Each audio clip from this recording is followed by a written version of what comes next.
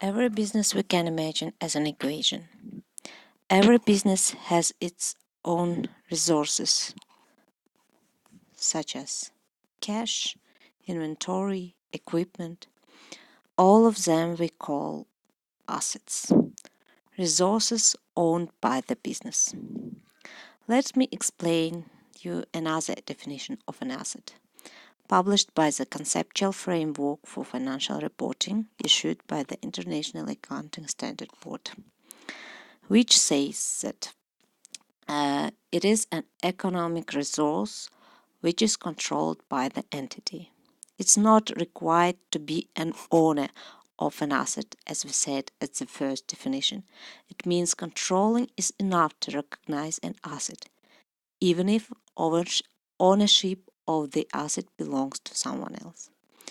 Therefore, some assets can belong to owner, others to creditors. This is shown on the right side of the accounting equation, liabilities plus equity. Liabilities are things owed to others. They are obligations of the company, and they usually have the word payable in the account title. Owner's equity is the amount the owner invested plus earnings. Whenever a company records a business transaction, these three components must always be kept in balance: assets, liabilities, and equity. What is a business transaction? It is an event or condition that needs to be recorded.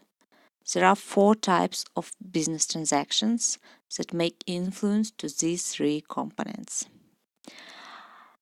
At the first example, when the company borrows 10,000 from bank, the assets account cash increases and liabilities account loans payable appears.